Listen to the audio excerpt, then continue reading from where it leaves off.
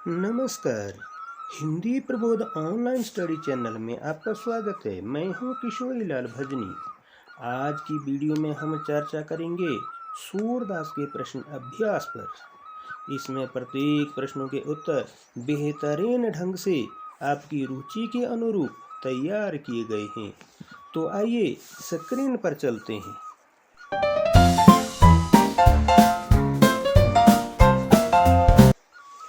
प्रश्न संख्या 1। खेलन में को काको गोसैया पद में कृष्ण और सुदामा के बीच किस बात पर तकरार हुई?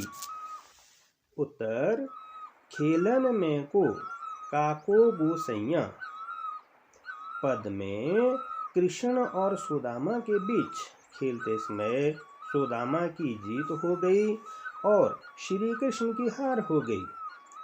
हार हो जाने पर कृष्ण ने खेलना छोड़ दिया। सुदामा तथा ग्वाल बाल को यह बात अच्छी नहीं लगी।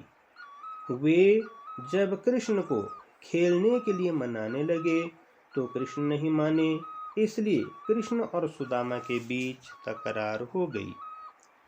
प्रश्न संख्या 2। खेल में रूठने वाले साथी के साथ सब क्यों नहीं खेलना चाहते? उत्तर, खेल में रूठने वाले साथी के साथ सब इसलिए नहीं खेलना चाहते क्योंकि रूठा हुआ खिलाड़ी बाकी खिलाड़ियों से नाराज होकर अलग रहता है। इस दशा में पहले तो सब खिलाड़ी मिलकर रूठे हुए खिलाड़ी को मनाने का प्रयास करते हैं, परंतु जब वह बार बार मनाने पर भी नहीं मानता तो उस दशा में सब खिलाड़ी उसके साथ खेलना छोड़ देते हैं। प्रश्न संख्या 3। खेल में कृष्ण के रूठने पर उनके साथियों ने उन्हें डांटते हुए क्या क्या तर्क दिए? उत्तर, खेल में कृष्ण के रूठने पर उनके साथियों ने श्री कृष्ण को मनाने के लिए अनेक तर्क दिए। उन्होंने कहा कि खेल में हार जाने की वजह से तुम व्यर्थ में ही क्रोध कर रहे हो। खेल के क्षेत्र में जाति पाति का कोई बंधन नहीं होता और हम तो तुमसे अधिक तुम्हारी गायों से प्रेम करते हैं। ऐसा कहने पर भी जब श्री कृष्ण नहीं माने तो सभी ग्वाल बाल इधर उधर बैठ गए। प्रश्न संख्या 4। कृष्ण ने नंद बाबा की दुहाई देकर दांव क्यों दिया? उत्तर, खेल के क्षेत्र में जब सुदामा जीत गए तथा श्री कृष्ण हार गए तो वे बहुत नाराज हो गए। सुदामा तथा अन्य ग्वाल बालों ने श्री कृष्ण को मनाने के लिए कई तर्क दिए, परंतु कृष्ण की नाराजगी दूर नहीं हुई। इसलिए जब उन्हें नंद बाबा की सौगंध दी और कहा कि अब तुम्हें अवश्य ही खेलना पड़ेगा, तो श्री कृष्ण मान गए और ग्वाल बालों के साथ आनंदित होकर के फिर से खेलने लग गए। प्रश्न संख्या 5। इस पद से बाल मनोविज्ञान पर क्या प्रकाश पड़ता है? उत्तर, प्रस्तुत पद से पता चलता है कि छोटे बच्चे अपने स्वभाव से बहुत भोले भाले तथा मासूम होते हैं।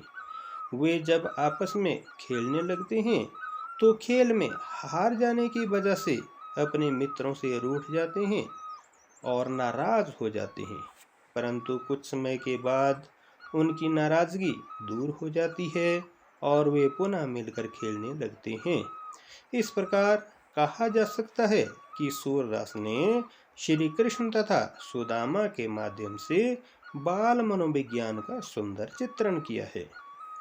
प्रश्न संख्या 6। गिरिधर नार न बाबती से सखी का क्या आशय है? उत्तर, गिरिधर नार न बाबती से सखी का आशय यह है कि बांसुरी रूपी शौक श्री कृष्ण को एक के बाद एक आज्ञा देती रहती है और श्री कृष्ण बांसुरी के पूरी तरह से गुलाम हो गए हैं। गोपियों को लगता है कि यह बांसुरी बहुत चतुर है, इसलिए कृष्ण का ध्यान गोपियों की तरफ आने ही नहीं देती। इसलिए गोपियों ने उलाहना देते हुए बांसुरी को ऐसी संज्ञा दी है। प्रश्न संख्या 7। कृष्ण के अधरों की तुलना सेज से क्यों की गई है? उत्तर, गोपियों के अनुसार जिस प्रकार प्रेमिका सेज पर पड़ी रहती है और प्रेमी उसके अंगों को धीरे धीरे दबाते रहते हैं, ठीक वैसे ही बांसुरी रूपी नारी श्री कृष्ण के होठों रूपी बिस्तर पर पड़ी रहती है और श्री कृष्ण अपने कोमल हाथों से बांसुरी के सुरों को दबाते रहते हैं।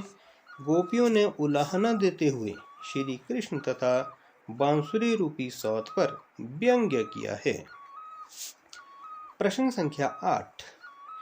पठित पदों के आधार पर सूरदास के काव्य की विशेषताएं बताइए।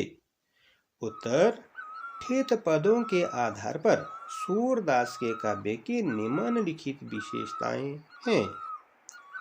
नंबर 1, कवि ने ब्रज भाषा का मनोहारी चित्रण किया है। नंबर 2, कवि ने पद छंद एवं गीति शैली का सुंदर चित्रण किया है। नंबर 3, कवि ने उपमा, उत्प्रेक्षा और रूपक 3 अलंकारों का सुंदर प्रयोग किया है। नंबर 4, कवि ने जहां पहले पद में बाल मनोविज्ञान का सुंदर चित्रण किया है, वहीं दूसरे पद में गोपियों का बांसुरी के प्रति सौतिया व्यवहार अभिव्यक्त करते हुए बांसुरी के प्रति तरह तरह से उलाहने दी हैं। इस प्रकार कहा जा सकता है कि सूरदास के काव्य की विशेषताएं देखते ही बनती है। आपको वीडियो कैसा लगा कमेंट्स करके बताइए। बने रहिए चैनल के साथ।